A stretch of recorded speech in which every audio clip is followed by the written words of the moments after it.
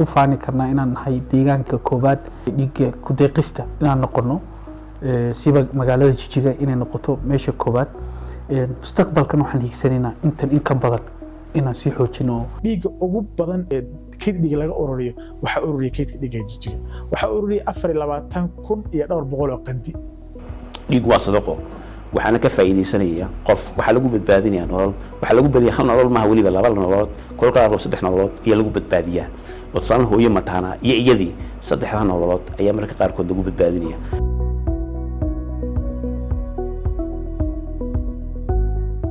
badbaadinta nafta bani'aadamku waa waxa ugu wanaagsan ugu naqaalisan oo aan hanti lagu qiyaasi karin sida lagu sheegay diinteena suuban iyo kalaamka leh qofka naf badbaadiya waxa uu la mid yahay qof ummadda oo dhan badbaadiyey ku deeqista dhiiguna waa hadiyadda ugu qaalisan ee uu qofku ku deeqo taasoo sabab u noqon karta inuu naf badbaadiyo deegaankeenna bukaanno aad u tiro badan ayaa maalin kasta u baahan dhiig si noloshooda loogu badbaadiyo bukaannadaas oo isugu jira qof shil galay hooyo umulaysa ama bukaanno qaba cudurro kale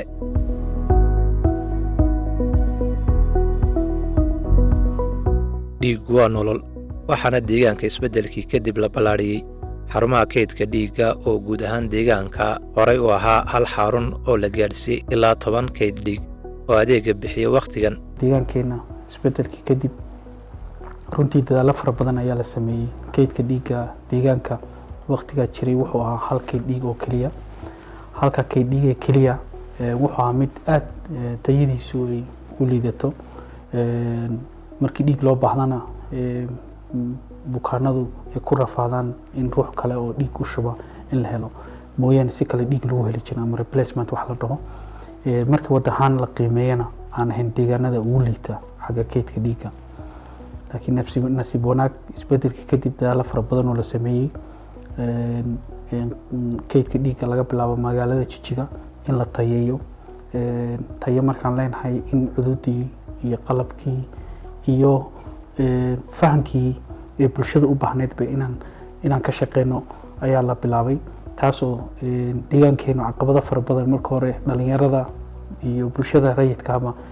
dhibaatooyin fara badan oo xagga shubitaanka dhiigga ama ku deeqista dhiigga oo caqabado fara badan ka jireen laakiin markii dambe loo bedelay dhaqan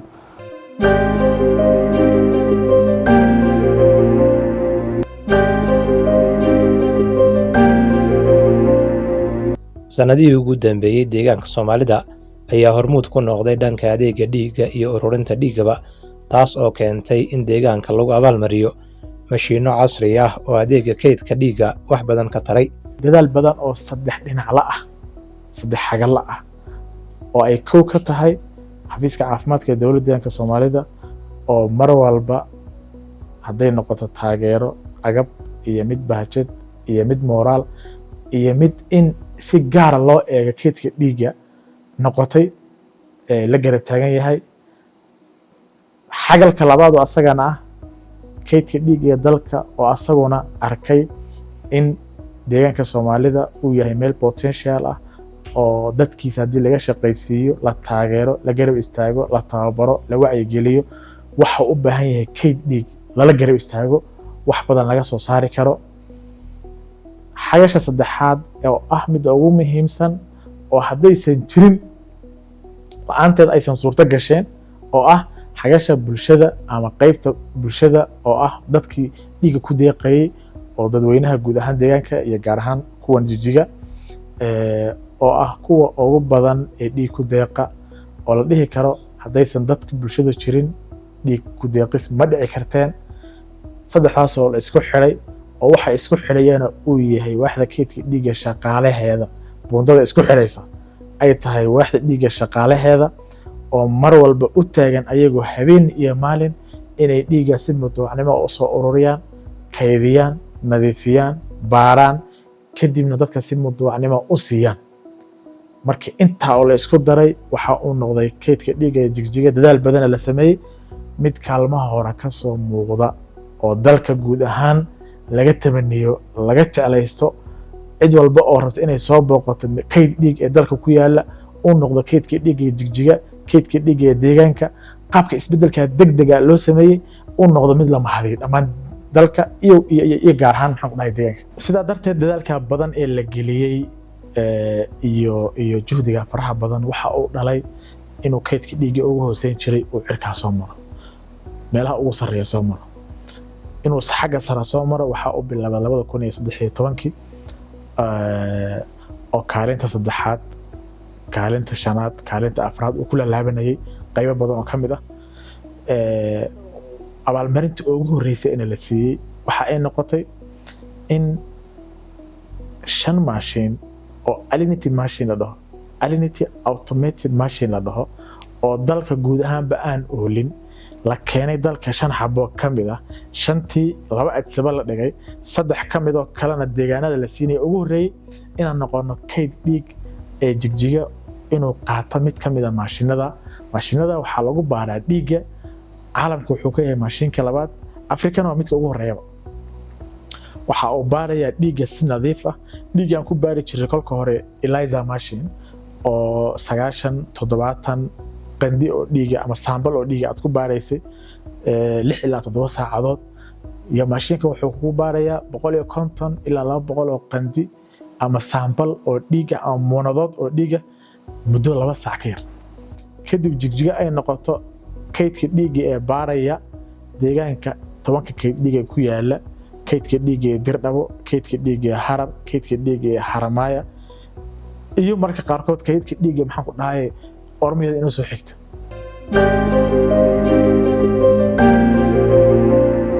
labada 2016 waxa uu hadana galay kaalinta koowaad ee dalka guud ahaan. waxaa la ballan qaaday in maashinkii kolka hore la siiyay oo kale loogu labeynayo, mar labaad lagu celinayo, maadaama baaritaanka dhiiggu aad u fara badan yahay, tirada dhiigga soo maraysan aad u fara badan tahay. maashinkana la keenayo dalka, cidda la siinayna ay noqoto ciidaha kaalimaha ugu horeysa galaysa. maashinkii mar labaad waa la keenay, 2 maashin baa hadda yaala oo ku shaqeynaya qaybta automaticka. waxa kale lagu abaalmariyay qaabka kala saaridda dhiigga maashinka ama component machine mid kala dhaho. kolka hore xabad aan haysan jirnay in xabad kale loogu daro. component machine-ka ama machine-kana waxa inta badan sahlaa in dhiigga lagu kala sifeeyo, maadaama dhiigga marka la kala qaybinayo waxa uu sahlayaa dhiigga cas iyo dhiigga xinjirowga ah iyo dhiigga plasmaha inay qayb kala noqdaan buu aad u sahlaya. guud ahaan marka 2018kana ayadana kaalin sileeg ah buu kaydka dhiigga Jigjiga galay. waxa la isku abaalmarinayna wuxuu ahaa kaalmaha hore yaa soo galay, dhiigga ugu badan yaa ururi, dhiigga ugu badan ee dal laga ururi ee kayd dhiig laga ururiyo waxa ururiyay kaydka dhiigga Jigjiga. waxa ururiyay 24,000 iyo dhowr boqol oo qandi. kaydka dhiigga ku soo xiga wuxuu noqday kaydka dhiigga Adama oo asagana ururiyay 21 ma filayo mesela 20 ka Bahadar baa ku soo xiga asagana 20,000 oo qandi ururiyay. intaa waxay cadeynaysaa kayd dhiig ahaan tirada dhiig ee la ururiyay waxa uu noqday guud ahaan dalka Jigjiga midka ugu sarreeya, waana waxyaalaha lagu abaalmariyay. abaalmarinta koowaad abaalmarinta labaad waxay ahayd in dhiig kala saaridda ama componentiga dhiigga la kala saarayo, dhiigga ugu badan la kala saaray tira ahaan inuu noqdo kaydka dhiigga Jigjiga, qorshe ahaanna uu noqdo kaydka dhiigga maxaan ku dhahay Dirdhabo. marka in tira ahaan aan ugu badannahay iyada lafteedu abaalmarin kale aan ku helay. balse weli waxaa jira baahi weyn oo dhiig ah oo aan la daboolin, maadaama mar walba si joogto ah oo maalinle loogu baahan yahay dhiigga. inkastoo sanadii la soo dhaafay shaqooyin lagu diirsado laga qabtay dhanka ballaarinta iyo wacyigelinta bulshada. fahamka hadda laga haysto runtii waa faham fiican. inkastoo rabno intan in kasii badan, haddana bulshadeena inay dhiig ay ku sii deeqaan, haddana wacyiga wax badan ayaa iska bedelay. mustaqbalkan waxaan rajaynaynaa in goobaha kale Jigjiga ka baxsan, hadday tahay mataqaanaa Goday, Qabri Dahar, Filtu, dhammaan Biki, dhammaan goobahaasoo dhan inay noqdaan goobo hormuud u noqon kara wadanka. runtii isbedel fiican ayaa jira, laakiin mustaqbalkan waxaan rajaynaynaa 9 kayd dhiig kale wadankana inay noqdaan kuwa ugu hormuudsan wadanka. taasna waxaan rabnaa wacyigii iyo fahamkii bulshada inaan sii xoojino. dhanka kalena waxaan rabnaa in bulshada fariimaha la gaarsiinayo in mar kasta ay noqdaan kuwa joogta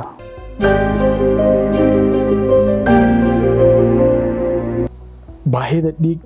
ee dalka taalla, baahida dhiig ee deegaanka taalla, baahida dhiig ee jijiga taalla, baahi hal mar la dabooli kara ma aha. waxaa laga yaabaa qof dhiig u baahday in uu soo codsado 3-4 qandi oo dhiiga, kadibna ruuxaas la siiyo ilaa 12 qandi oo dhiiga. dhiigga ugu badan dadka qaata oo dadka xanuunada kansarka qaba, hooyada dhalaysa inta badan dhiig bax badan sameynaysa, caruurta abaydinka ee neonatalka la dhaho, dadka dhaawacyada khatarta ay soo gaaraan, dadka oo arka intay galaan dhiigooda la joojin waayo kale ama qalitaanada galaya, dadkaas waxaa laga yaabaa dhiiggii markaa dhakhtarku ugu talagalay over ama ka badan inuu u baahdo. sidaa darteed ba waxaan sameynaa dhiiggaas baahidiisu mar walba aysan u istaageen. waxaan ka jawaabayaa su-aasha dhahaysa mar walba baahidii way taagan tahay, waad baxaysaan, waad soo ururinaysaan, waxaan maxaa kalifaya? waxaad ogaataan dhiigga cimrigiisa guud markaan la kala saarin waa 35 casho, markii la kala saarana waa 42 casho. midka qaar marka la sii kala saara ka xinjirowga wuxuu noqonayaa 5 ilaa 6 casho. midka aan isticmaalkiisu ugu yar yahay plasmaha la dhaho baa 1 sano yaala, wuu tuuran yahay, laba isticmaalo inta badan dhakhaatiirtu marmarka qaarkood bay isticmaalaan. laakiin dhiigga la isticmaalay xinjirowga iyo dhiigga cas ee ugu badan cimrigoodu waa wax marka la isku daro 45 casho, 42 casho aan dhaafin. baahida dhiig maanta hadday tiimashu baxaan ay soo ururiyaan 110 qandi oo dhiig ay magaalada ka soo ururiyaan, waagu markuu bariyo waxaad u imaanaysaa dhiiggii oon waxba oolin. banaankaan u baxaynaa 102 qandi baan soo ururinaa, 300 qandi baa la soo ururinaya, waa la dhigayaa, kii maalinka la soo ururiyana waa lagu darayaa, isticmaalka markaas isu kabayaa. haddaan bil la bixin ama 2 bilood isku xigta aan la bixin oo banaanka loo bixin dhiig la soo ururin, qaylada dhiigga waa dareemi kartaan.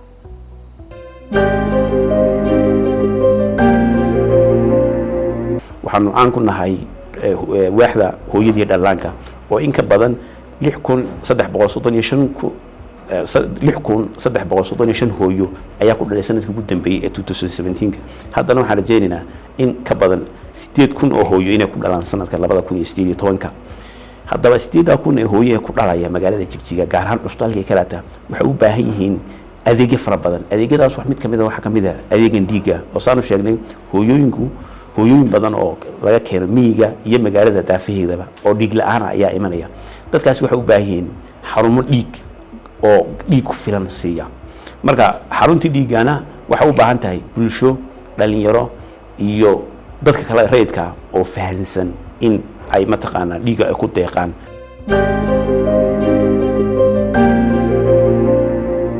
si baahidan mar walba taagan looga jawaabo ayaa waxaa la sameeyaa habab kala duwan oo lagu ururiyo dhiigga. dhiig markii la dhaho waxaan u shaqaynaa 2 nooc. labada nooc aan u shaqayno waa in qaar tiimasha ka mid ah ay banaanka u baxaan, ay ka soo ururiyaan dadka iyagoo wacyi gelinaya, tegaya meelaha la iskugu imaanayo, tegaya maxaan ku dhahay fariisanaya dadka meelaha iskugu imaadaan, shirarka tegaya, xafladaha tegaya, tegaya meelaha dadka iskugu imaadaan, muqaaxiyaha tegaya, jaamacadaha iyo iskuulada tegaya, meel allaala meeshii dad kulan uu ka jiro oo dhan tegaya ayagoo wacyigelin ka horreysiinaya. kadibna dadka diyaarka u ah ee si mudawacnimo inay u shubaan dhiigga ka soo ururinaya ayaga oo marinaya shuruudihii dhiig ku deeqista. yaa dhiig shubi kara? miisaankiisu inuu ka bataa 45 kilogram iyo wax ka badan, da'diisu inay ka weyn tahay 18 sano jir iyo ilaa 65 sano, qof 3 bilood ee ugu dambeysay aan dhiig shubin inuu yahay qofku, loona guuraya hadda in 56 casho oo ka dhigan 3 bilood wax ka yar ama 2 biloodba aan la gaarsiinaynin lagu shubi doono. laakiin shuruudeennii hore waxay 3 bilood oo kasta ruuxu inuu mar dhiig ku deeqi karo, inuu ka caafimaad qabo xanuunada dhiigga lagu kala qaado sida HIV-ga, labada cagaarshow, hepatitis B-ga iyo C-ga, waraabowga ama syphiliska waxay dhahaan, xanuunadaas oo inta badan kuwa dhiigga laga baaro ah Ethiopia ahaan inuu qofku ka caafimaad qabo dawooyinka dhiigga raacay ruuxa kale u gudbi kara hadday antibiotic noqdaan iyo hadday aspirin noqdaan iyo hadday markaa kuwa loo dhigay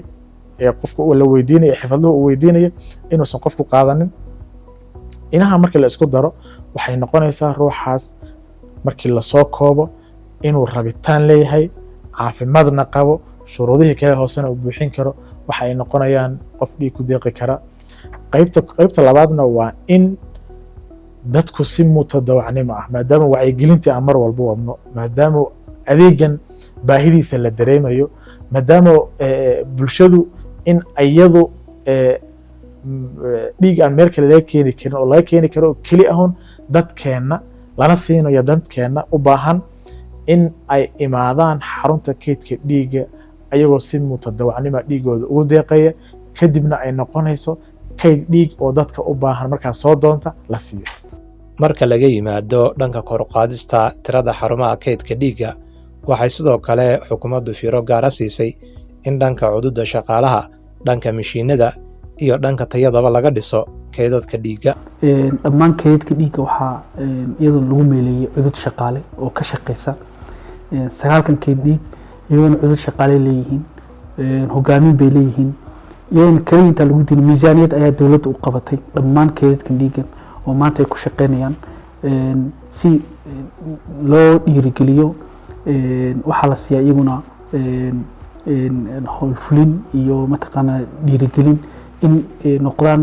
kuwo shaqaale u hufan ama u diyaarsan in dhiig ku filan ay soo helaan runtii taasna way ka muuqataa oo magaalada Jigjiga iyo meelaha kale kaydka dhiig haddaad tagtid waxaad arkaysaa dhammaan shaqaalaha iyagoo baxaya aroorti ka lahaya baabuurkooda wata sidoo kale bukaanadii wacyigelintii sameynaya markii bukaanka uu yimaado macmiilka ama ruuxaas dhiigga shubay uu yimaadana in marka u horeysa faa'iidada dhiigga uu leeyahay shubistiisa iyo baaritaanada loo sameynayo iyo xaaladiisa caafimaadka laftiisa lala wadaagayo iyadana waa wax weyn cusbitaalada iyo goobaha caafimaadka dawliga ah iyo kuwa sida gaarka ah loo leeyahay ayaa ah kuwa si joogta ah ugu xidhan xarumaha kaydka dhiigga oo bukaanada u baahan dhiigga si toos ah looga siiyo 30 xarumo caafimaad ama goob caafimaad oo dawli iyo private ba iskugu jira ba magaalada Jigjiga agreement heshiis aan kula jirnaa inaan dhiigga ka caawino aan taageerno ayaguna sidii loo baahan dhiigga u isticmaalaan khalad badan baa dhici kara oo inta badan xarumaha ay sameynayaan laakiin waa kuwa maalinle iyo aan ku saxno maxaan ku dhahay kormeerada aan ku saxno isbitaalada ku yaala magaalada Jigjiga sida xarumaha jarafsan oo kale referalka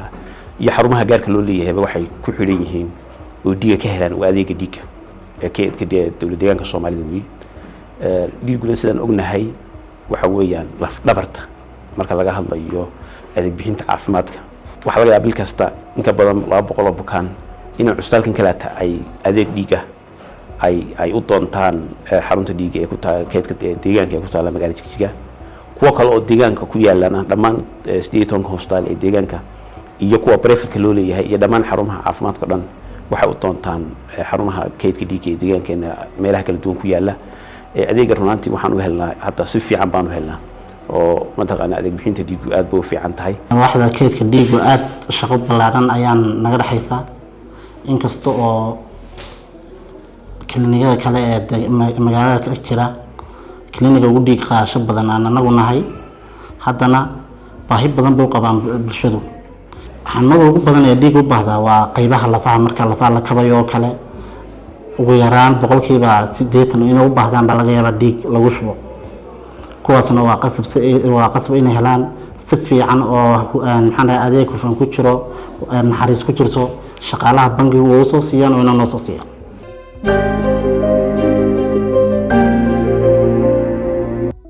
inkastoo dad badan ay og yihiin in dhiiggu muhiim yahay haddana tirada dadka sida joogtada ah dhiiggooda ugu deeqa weli waa mid aad u yar marka dhiigga kaydka uu yaraadana isbitaalladu waxaa ku adkaata inay caawiyaan bukaanada xaaladaha degdega ah wuxuuna kaydka dhiigga uu baahan yahay dad caafimaad qaba oo si joogto ah dhiiggooda ugu deeqa maanta waxaan u imaaday inaan dhiig iska shubo sababtoo ah waxaan ogahay dhiigga in baahi badan uu ka jiro coverage badanna aan dadku bixinin ama aynu ku baraarugsanayn laakiin dadka waxaan xagga nooga sheegayaa dhibic kasta oo dhiiga oo aad bixisid waxa ay badbaadinaysaa naf bini'aadana xagga diiniin haddaan ka eegna xataa waa sadaqo jaariye ah oo qofka inuu dhiiggiisa ku sadaqaysto oo qof kale ku badbaadiyo waxay la macnaa tahay qofkaas inuu xasanaad badan ajir badan uu helayo ama uu shaqaystay marka dhalinyarada iyo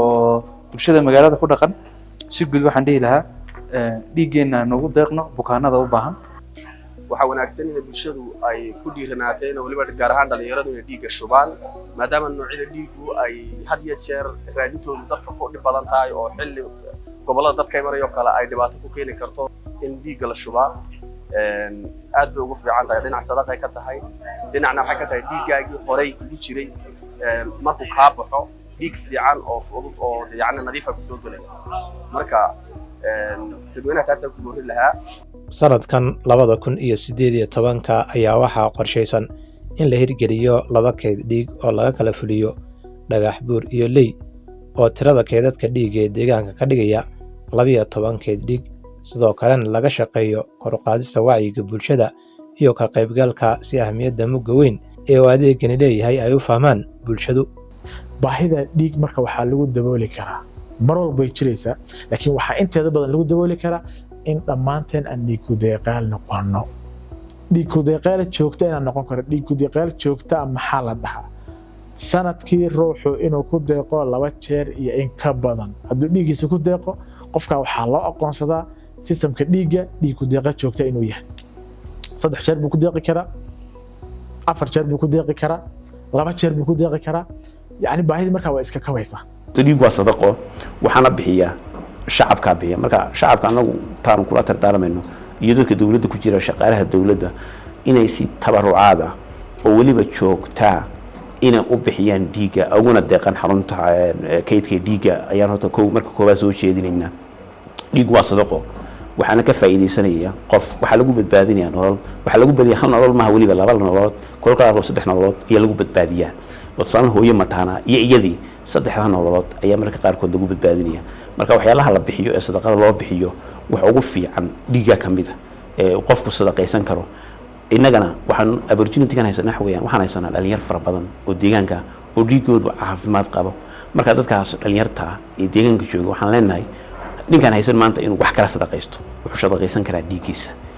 wuxuu ugu sadaqayn karaa hooyo masaakiina oo aan dhaqaale haysanin oo iyadu wax kale aan haysanin dhiiggaaga wax ka dambeeyo oo mata ka sadaqa ka fiican oo dhiiggii ma jirto annagu bahda caafimaadka haddaan nahay dee sarfaysyo badan oo caafimaadka ayaan bixinaa waxaanu hadda bulshada kale aan leenahay dee inay nala garab taagnaadaan iyaguna bal wixii bulshada xaggeeda jira uu koow ka mid yahay kan keydka dhiigga ruuxii isagoo bilaash ku imaan karo keydka dhiigga ku deeqi karo schedule uu leeyahay isaga iyo qoyskiisaba dhammaan inay dhiig ku deeqayaan noqdaan dhiiggan waxaan rabnaa mustaqbalka inuu noqdo mid dhammaan qoyska oo dhan ay dhiig ku deeqayaan noqdaan annagana waxaan siinaynaa recognition ama aqoonsi rabno qoyskaas inuu noqdo qoys hormuud ah dhiigga ku deeqa caafimaadkii ku xidhan si bulshadeena maadaama isku wada xidhannahay oo noqoto mid qoyskaas hormuud hadduu noqdo tuuladaas inay hormuud noqoto degmadaas hormuud noqoto gobolka hormuud noqdo deegaanka hormuud noqdo waddankana hormuud noqdo waxaan noqonaa waddan horumaray hiigsiga guud ee waddanka iyo xisbiga uu yaalaba barwaaqo inuu yahay mid aan ka mari dhalin karno haddii aan sameyno bulsho caafimaad qabto ha sugin inta adiga ama qof aad jeceshahay uu baahdo dhiig oo hadda noqo dhiig ku deeqa joogto ah oo dhiiggiisa uu alle sabab uga dhigo in naf lagu badbaadiyo